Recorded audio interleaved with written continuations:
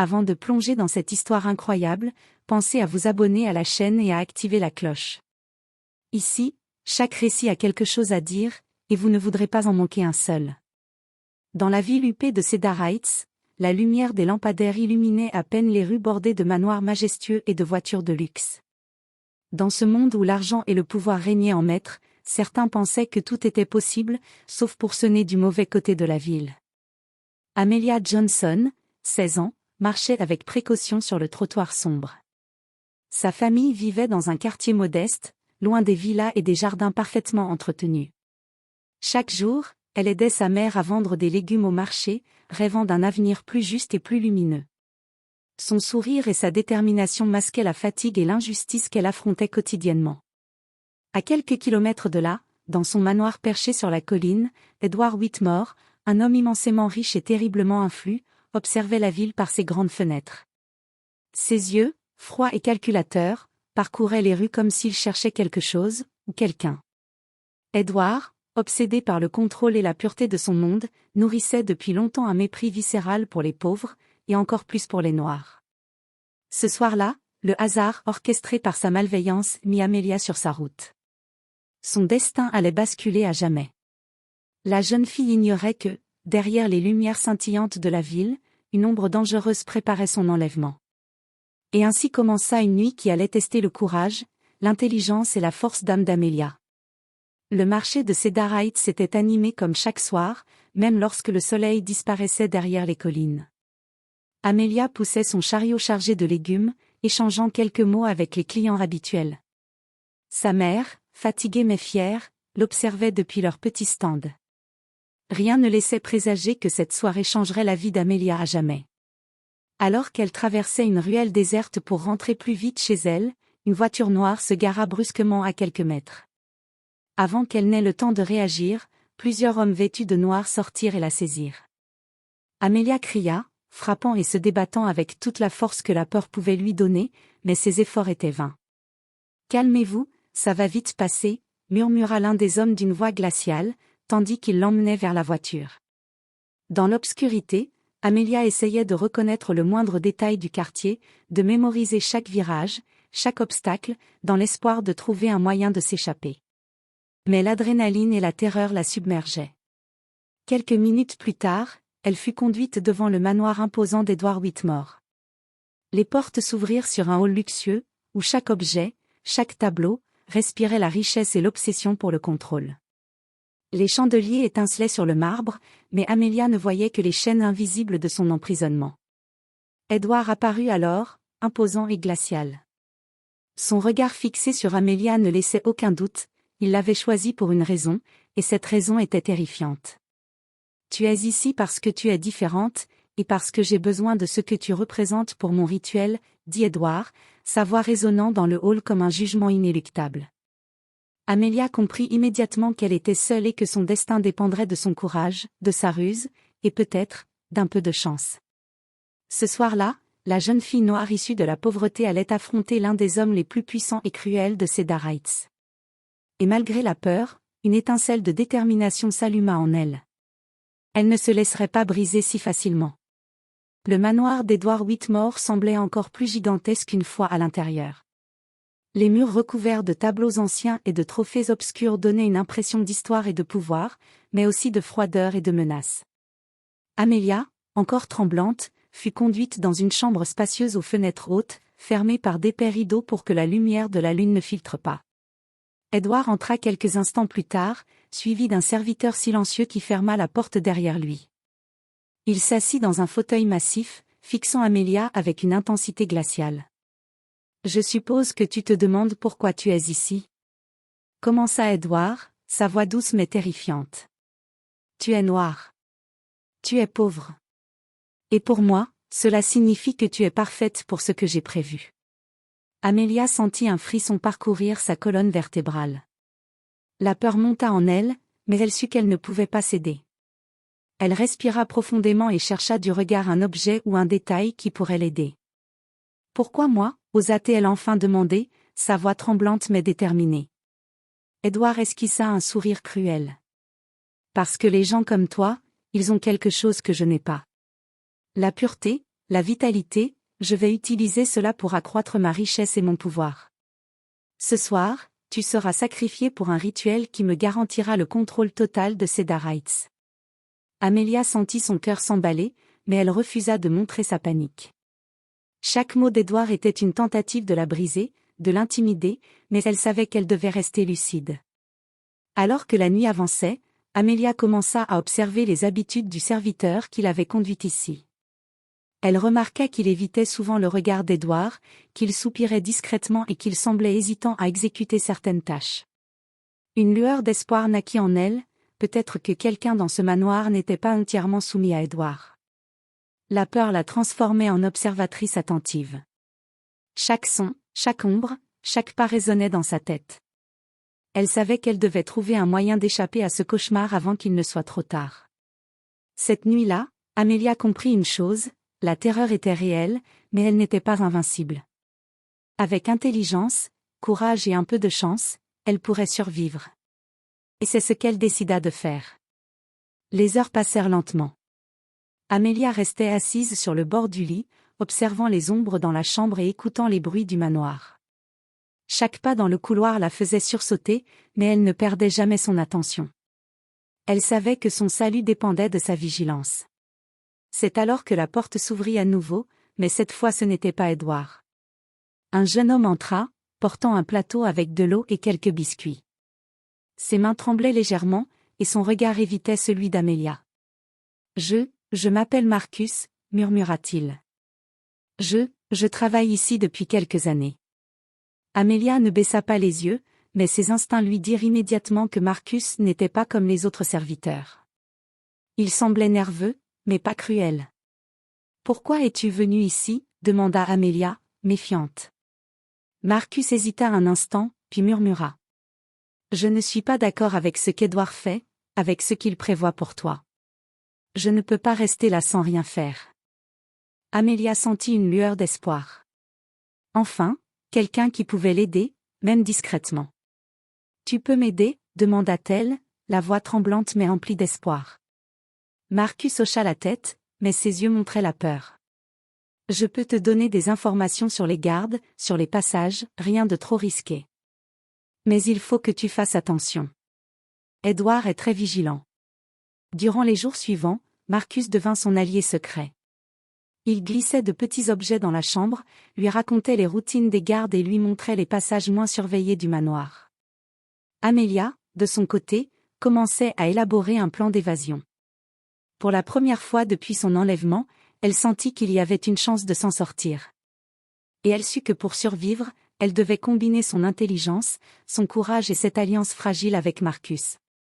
Ce chapitre de sa vie venait de s'ouvrir, un jeu dangereux de ruse et de survie venait de commencer. Chaque nuit, le manoir d'Edward semblait plus vaste et plus inquiétant. Amelia passait des heures à observer les allées et venues des gardes, mémorisant chaque routine, chaque bruit, chaque porte qui grinçait. Marcus, discret mais fidèle, lui transmettait les informations essentielles, quel garde dormait à quel moment, quel passage était le moins surveillé, et où Edward aimait se promener tard dans la nuit. « Il y a un vieux passage derrière la bibliothèque, » murmura Marcus un soir. « Il est rarement utilisé, mais il mène vers le jardin. Si tu arrives à l'atteindre, tu pourrais sortir ?» Amelia hocha la tête, les yeux brillants d'une détermination nouvelle. Elle savait que chaque détail comptait, et qu'un seul faux pas pouvait lui coûter la vie. Pour se préparer, Marcus lui donna un petit couteau et une corde fine, cachés dans un coin de la chambre. « Ce n'est pas grand-chose, mais ça pourrait t'aider. » Amelia passa plusieurs jours à simuler mentalement sa fuite. Elle notait les heures de patrouille, les points morts dans la surveillance, et même la façon dont Edward et ses hommes réagissaient au moindre bruit. Elle s'entraînait à être silencieuse, rapide et précise. Mais la tension augmentait, Edward devenait impatient. Il sentait que quelque chose bougeait, même s'il ne savait pas quoi. Ses visites dans la chambre d'Amelia se faisaient plus fréquentes et plus intimidantes, ses paroles plus menaçantes. Amelia comprit alors que son plan devait être exécuté rapidement. Chaque jour de retard augmentait le danger. Mais elle ne se laissa pas intimider. Sa peur se transformait en stratégie, et sa détermination en courage.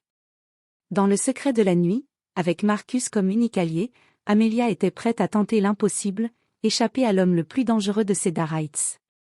La lune brillait faiblement derrière les nuages lorsque le soir tant redouté arriva. Le manoir semblait encore plus sombre, chaque ombre s'étirant comme pour annoncer la terreur qui allait se dérouler. Édouard avait ordonné que tout le monde se prépare pour le rituel. Les chandelles étaient allumées dans le grand hall, et des symboles étranges étaient dessinés sur le sol. L'air lui-même semblait chargé d'une tension inquiétante. Amelia, tremblante mais déterminée, se rappelait les conseils de Marcus. Elle avait mémorisé chaque itinéraire, chaque garde, et chaque objet pouvant lui servir. Son cœur battait à toute vitesse, mais sa lucidité était intacte. Lorsqu'Édouard entra dans la pièce, Amelia fut obligée de se lever. Son regard froid et cruel la transperçait, et ses mots glacials résonnaient dans l'immense salle. « Ce soir, tu accompliras ce que j'ai prévu. Et rien ni personne ne pourra t'arrêter. » Mais Amelia était prête. Dans un mouvement rapide et calculé, elle se précipita vers le garde le plus proche, utilisant la corde pour l'immobiliser et le surprendre. Marcus, qui avait réussi à se faufiler discrètement, neutralisa un second garde et lui tendit un petit couteau. Ensemble, ils créèrent une ouverture pour fuir. Le chaos éclata. Les chandelles vacillèrent, les objets se renversèrent, et Édouard hurla de rage. Mais Amelia, concentrée, courut vers le passage secret que Marcus lui avait indiqué derrière la bibliothèque. Ses pas résonnaient dans les couloirs sombres, chaque seconde comptant. La peur était omniprésente, mais elle ne pouvait pas se permettre de flancher. Elle savait que l'échec signifiait la mort, mais l'espoir et la détermination la portaient. La nuit du rituel, qui devait sceller son destin, devint sa chance de survie. Amelia et Marcus atteignirent enfin le passage secret, et devant eux, le jardin illuminé par la lune offrait une issue vers la liberté. Mais Édouard, furieux et imprévisible, n'était pas loin derrière. La véritable course pour la vie venait de commencer. Le jardin du manoir s'étendait devant Amelia, vaste et sombre, parsemé de statues imposantes et de haies parfaitement taillées. La lumière de la lune révélait à peine le chemin, mais Amelia savait que chaque seconde comptait. Édouard, enragé, poussait des cris de colère derrière eux, et ses gardes tentaient de les rattraper. Marcus courait à ses côtés, essoufflé mais déterminé à protéger Amelia. La tension était à son comble, chaque mouvement pouvait décider de leur survie. Amelia utilisa les cordes et les obstacles préparés dans le jardin pour ralentir leurs poursuivants. Elle fit tomber des pots de fleurs, fit vaciller des statues et brouilla les pistes avec des ombres et des branches cassées. Chaque geste était calculé pour gagner quelques précieuses secondes.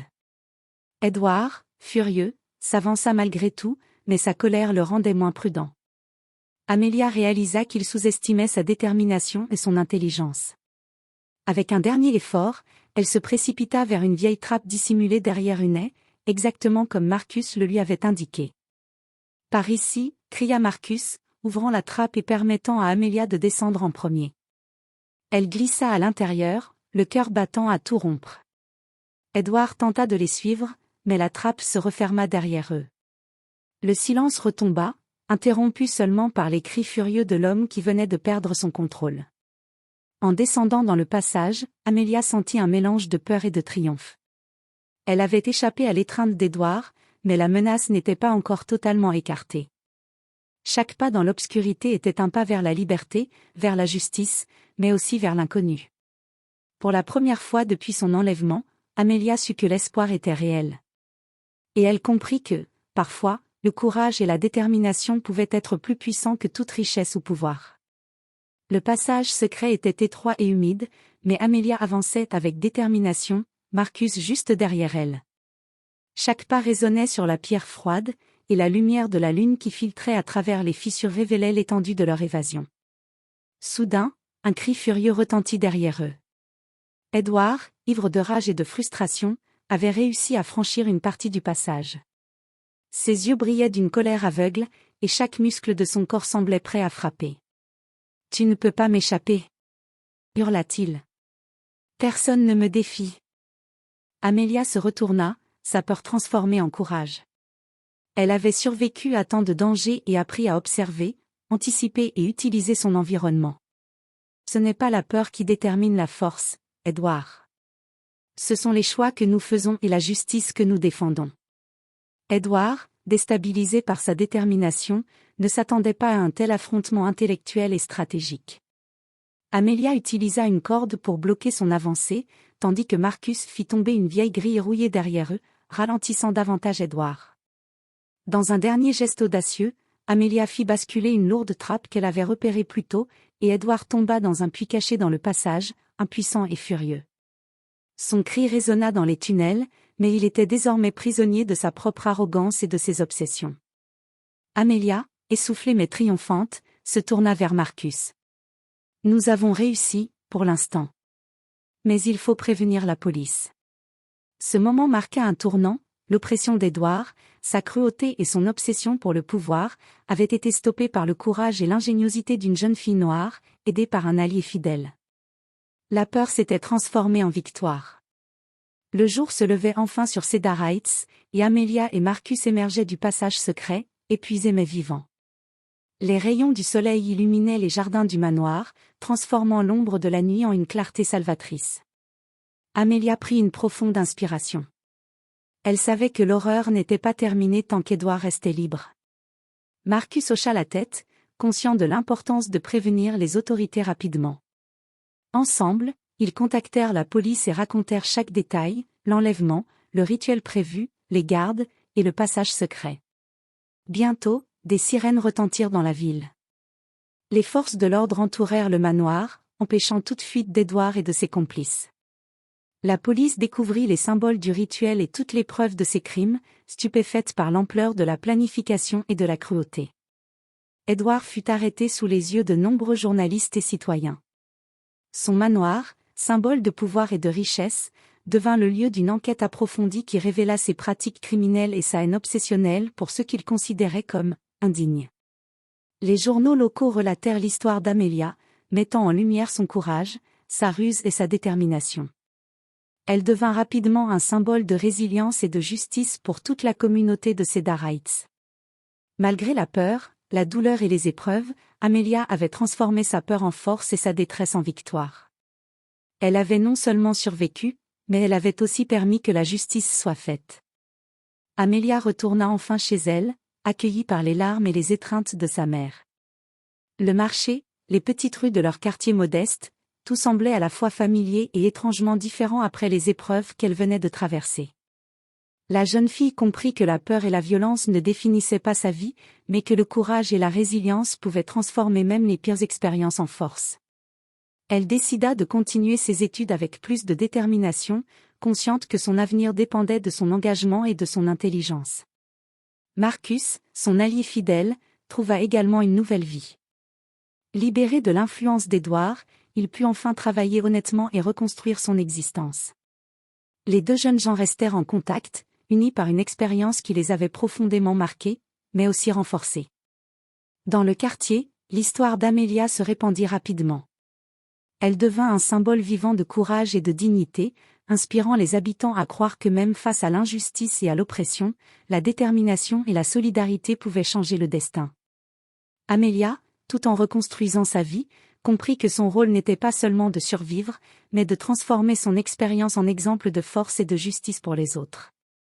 Son traumatisme se transforma peu à peu en un moteur puissant pour aider sa communauté et défendre ceux qui, comme elle, avaient été victimes de cruauté et d'injustice. Edward Whitmore, autrefois maître absolu du pouvoir et de la richesse à Cedar Heights, se retrouvait désormais seul dans sa cellule. Les murs froids et humides résonnaient des échos de sa colère et de sa frustration. Riche, influent, mais incapable de contrôler quoi que ce soit, il réalisait que toute sa vie avait été construite sur la peur et l'oppression des autres. Pendant ce temps, Amelia continuait de grandir et de s'épanouir. Elle avait retrouvé la sécurité auprès de sa mère, mais elle portait maintenant en elle la force de toutes les épreuves traversées. Son courage et sa résilience étaient devenus des symboles dans sa communauté. Les habitants de Cedar Heights la regardaient non plus comme une victime, mais comme une héroïne. La justice avait été rendue, Edward fut reconnu coupable de tous ses crimes, de l'enlèvement aux tentatives de sacrifice et aux abus de pouvoir. Les journaux et les médias locaux et nationaux relatèrent l'histoire d'Amelia, soulignant son intelligence, son sang-froid et sa détermination. Amelia, Riche de cette expérience, comprit que la véritable puissance ne réside pas dans l'argent ou l'autorité, mais dans le courage, la dignité et la capacité à se défendre face à l'injustice. Elle devint un exemple pour tous ceux qui se sentent impuissants face à la cruauté ou à l'oppression. Quant à Edward, malgré sa fortune, il resta seul et impuissant, prisonnier non seulement de la loi mais de sa propre arrogance. Son monde s'effondra autour de lui, et il comprit trop tard que l'oppression et la haine ne peuvent jamais triompher face à la justice et au courage. Ainsi se termina l'histoire d'Amelia, une jeune fille noire, pauvre mais déterminée, qui affronta le plus puissant des hommes et transforma la peur en victoire. Une leçon universelle résonna à travers Cedar Heights et au-delà, la force de l'âme vaut plus que toute richesse, et le courage peut vaincre même les plus cruels.